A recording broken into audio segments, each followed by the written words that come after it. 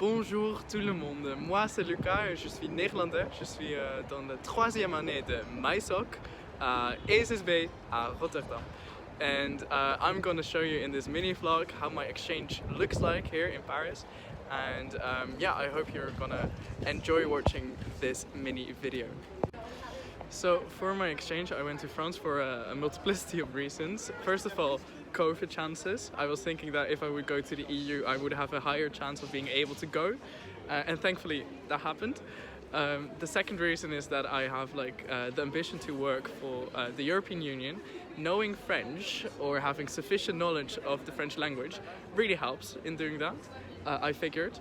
So that's why I went to Sciences Po, a very famous university in Paris, in France. Everybody knows it. If you say, "Ah, j'étudie à Sciences Po," everyone's like, "Ah, Sciences Po."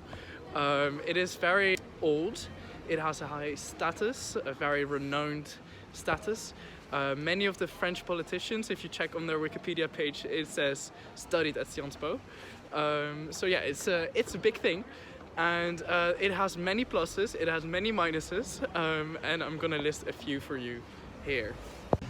The three biggest pluses for me at Sciences Po are the professors, which have such interesting lives and do often their job next to teaching Sciences Po, which explains often the weird timetable times. The second is the courses, which are super specific.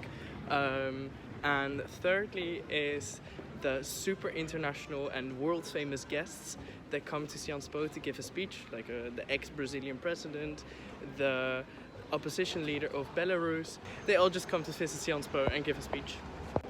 Then time for Sciences Po, three biggest minuses. The first one is that it really lacked a lot of prior administration or some help, some guidelines. In the beginning you had to make sure that you knew when the courses would be uploaded, which was very late, only in July. Getting my student card here was a true adventure. And the second minus is that this doesn't stop when you arrive. How you will be examined in most courses is not really clear, and on what day. So there's not really a strong syllabus with deadlines. It takes a lot of time to make sure that you know what you need to do and what is expected of you to be done. And the last minus is some of the times. I have ATM classes and sometimes it's even in the evening. If I need to study, I cycle to Bibliothèque Forny, which is a beautiful place to get your Wi-Fi and sit down somewhere with your laptop in silence.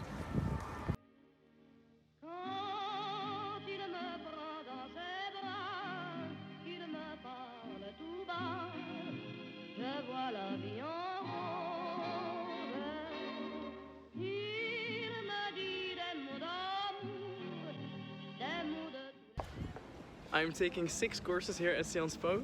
One about the EU, one about the EU and the Western Balkans, one about Turkey, one about gender and queer law, one about la système politique française, and lastly Français B2.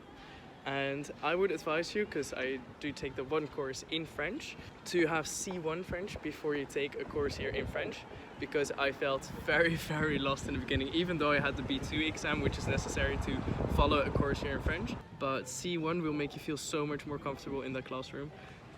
So yeah, if you want to take a French course at Sciences Po, make sure you have C1. So, some of my last points of this vlog. If you are going to Paris next year, I can only say that you are a very lucky person and that you should start your research very early. Make sure that you find an apartment early on. Go to the Facebook groups, apply for Cité Université. There's a chance that you might get in there. And otherwise, you always have the option of Airbnb long stays left. All of it is expensive, all of it. It is the second most expensive city of the world to live in, so you should take that in mind. So, to wrap up, if you're assigned to Paris for next year's exchange, I want to say félicitations. It's going to be an amazing experience, I know that for sure.